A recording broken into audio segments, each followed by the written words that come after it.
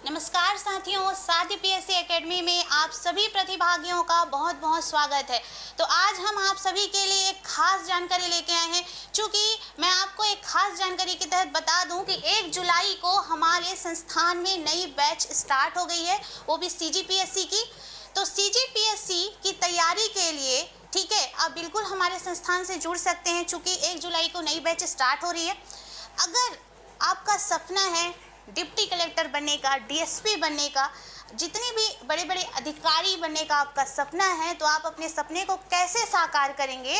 तो आप अपने सपने को साकार करेंगे हमारे विषय विशेषज्ञों के साथ। अभी हम बिल्कुल 4 विषय के साथ अभी स्टार्ट कर चुके हैं सीजीपीएससी का बैच।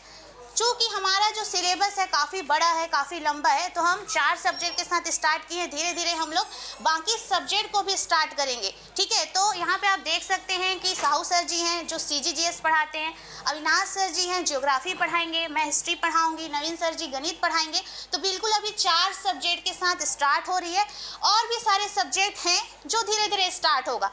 चूँकि आप सभी को ज्ञात नहीं होता है शुरू में सिलेबस कि हमको क्या पढ़ना है, क्या नहीं पढ़ना है। हम बिल्कुल सिलेबस के साथ आपको पढ़ाई स्टार्ट करवाएंगे।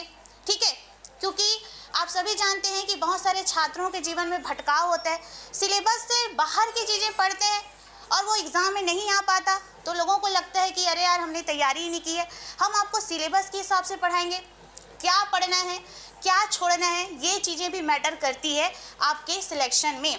ठीक है, और साथ ही साथ मैं इतिहास पढ़ाती हूँ, तो आपको एक लेखन शैली भी बताऊंगी कि सीजीपीएससी मेंस में हम लिखते कैसे हैं।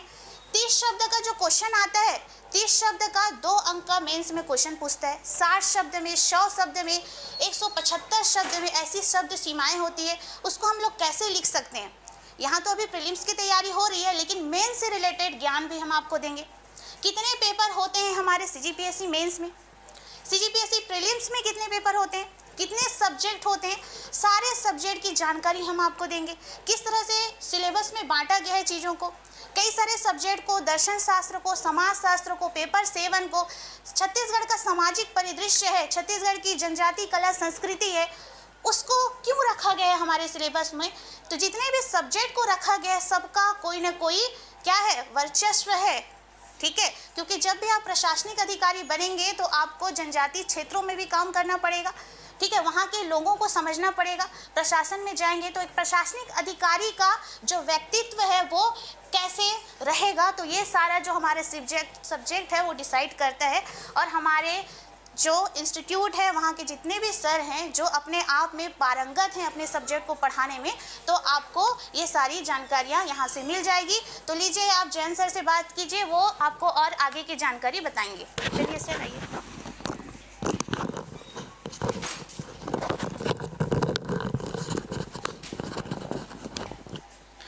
Thank you ma'am. और बिल्कुल हेमा मैम ने जैसा कि आपको बताया है, सीजीपीएससी के A to Z जो भी जानकारी है आपको सारा चीज़ क्लासेस के माध्यम से पता चल जाएगा।